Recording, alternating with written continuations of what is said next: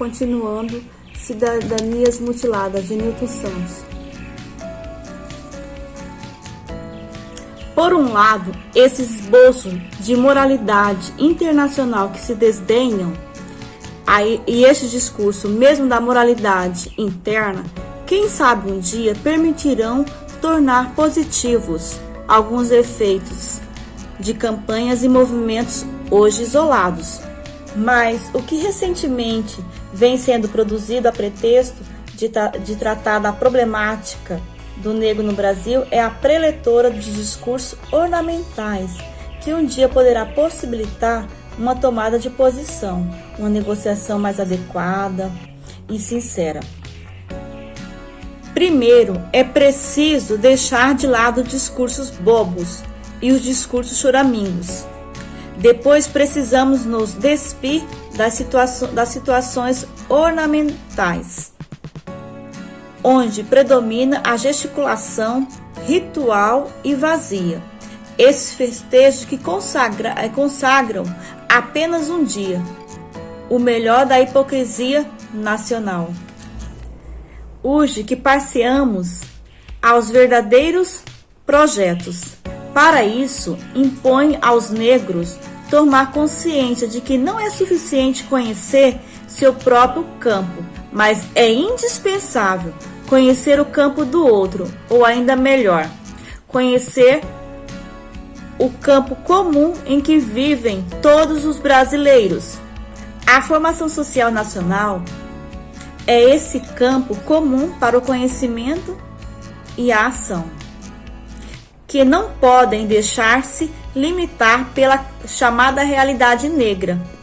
Temos que recusar o gueto, em que nos querem confinar os que mandam na sociedade brasileira, e buscar lugares mais importantes dentro da sociedade. Diante do mundo e do país, como uma totalidade, os negros devem buscar enxergar-se como participantes dessa totalidade, que é dinâmica, e buscar os caminhos. No campo internacional, o encontro e a busca de raízes comuns podem ser algo importante, mas são também um convite a não tratar de frente a questão da formação social brasileira, central no conhecimento do problema.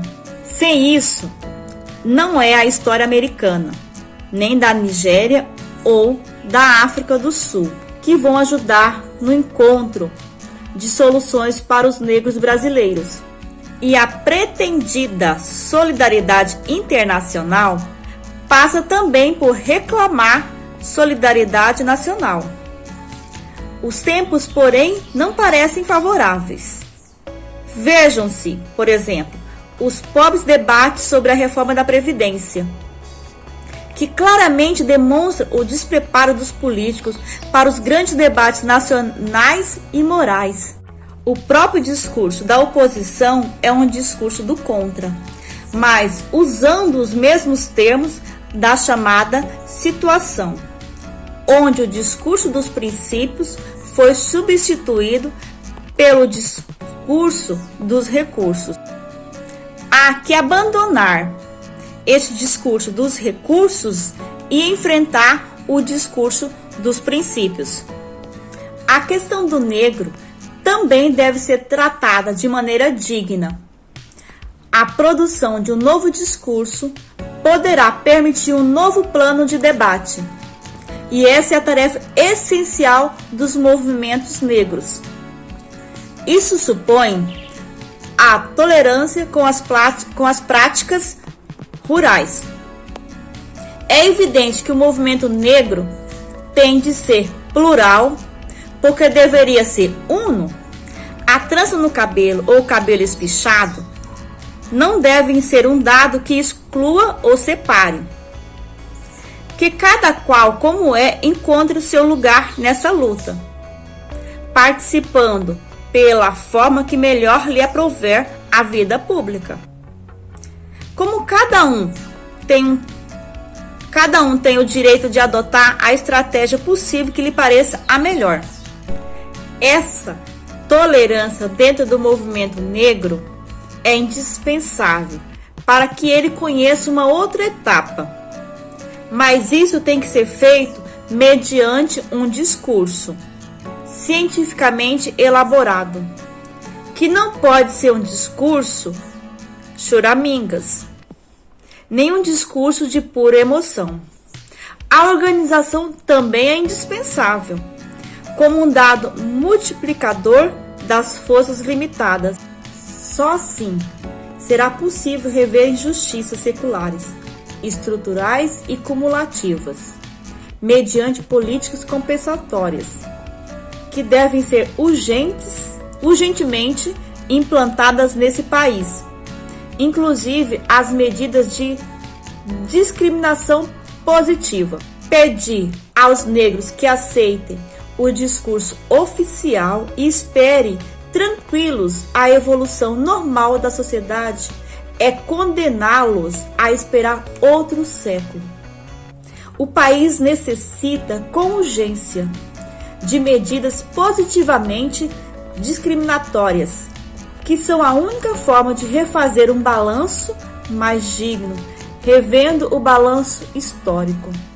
Eu estou muito agradecido pela atenção com que ouviram essas considerações disparatadas e confesso que estive muito feliz por ter sido convidado a estar aqui essa noite.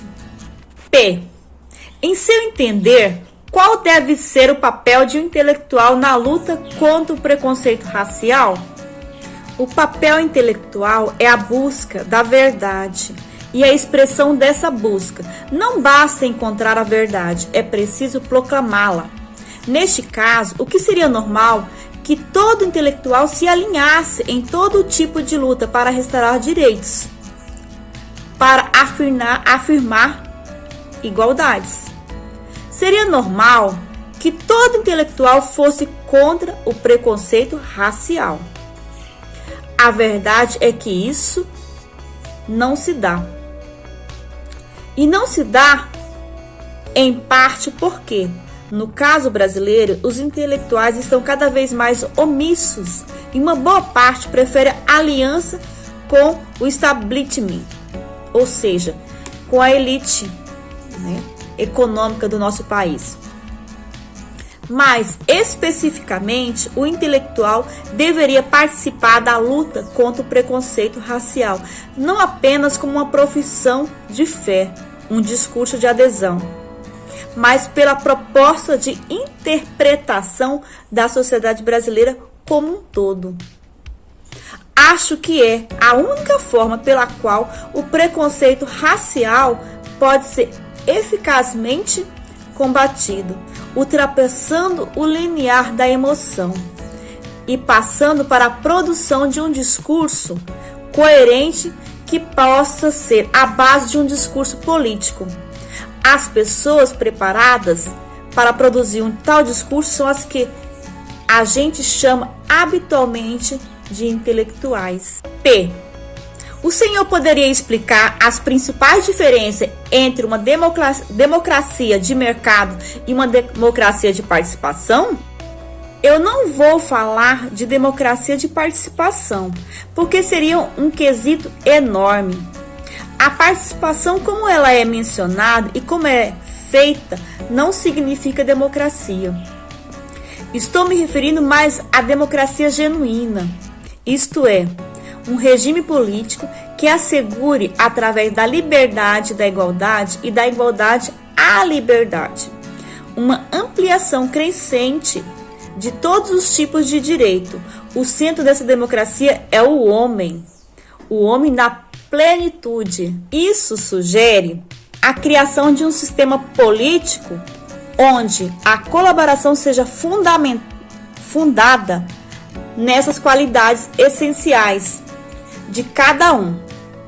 Já a democracia de mercado, que é a que estamos vivendo em muitos países hoje, e no Brasil em particular, porque o Brasil não está vivendo uma democracia, mas uma democracia de mercado. O homem não é a central. O que é central é o mercado, e o homem é considerado como residual. Todavia, continua-se a falar de democracia. Eu creio que há uma diferença a estabelecer. E isso eu relacionaria com a questão anterior.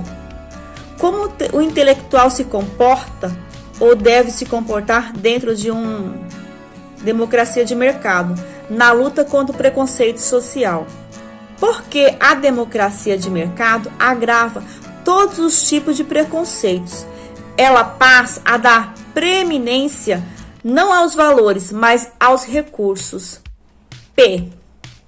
Como o senhor vê a relação das cotas reservadas para estudantes negros nas universidades brasileiras? Eu creio que nós corremos o grande risco de limitar a discussão da ascensão social e da ascensão social pela educação a essa questão de cotas. E a maneira como este tipo de pergunta se repete é sintomática de uma vontade de estabelecer um debate falsificado. A questão que se coloca não é propriamente de cotas. A questão que se coloca é: quer o Brasil incorporar os negros, ajudando-os a ter um lugar, digamos assim, normal dentro da sociedade? Quer o Brasil, na construção de seu futuro, considerar que o negro deve participar desse futuro de forma igual? Eu acho que esta é a questão. E neste caso, há o que fazer. Será que nós vamos deixar a evolução espontânea a solução desse problema, como parece ser? Ou a gente teria que precipitar o movimento, e aí é que a questão das cotas aparece. A questão é o que eu vou fazer para que os negros sejam mais numerosos nas boas universidades, mais numerosos nos bons colégios, compareça aos lugares onde comparece as chamadas elite de todo o tipo.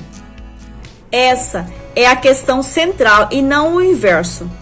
Essa discussão a partir das cotas amesquinha o debate e obriga a uma discussão sem futuro. Eu creio que as cotas ou outra coisa tem que ser feita. Eu creio que o país tem que enfrentar esse problema, buscando soluções, tem que mudar, e para mudar tem que ter soluções, que estão chamando agora de discriminação positiva ou afirmativa. Mas tem que temperar essa medida de cotas com outras. Por exemplo, bolsas de estudo. Não adianta nada deixar um negro pobre entrar numa universidade rica. Tem que ter bolsa de estudo, criar condições ambientais que o favoreçam.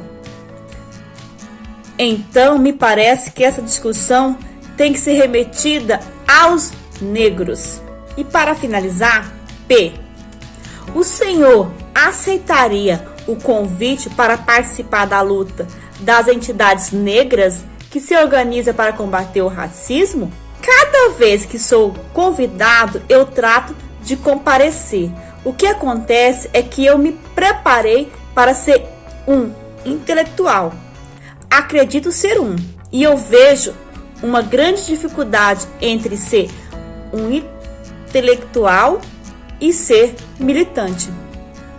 São duas atividades que não se conjugam, senão muito excepcionalmente, muito rapidamente, porque a necessidade de guardar inteira liberdade é excluída aos militantes. O militante acaba sendo uma pessoa que depende dos slogans dos grupos de que participam.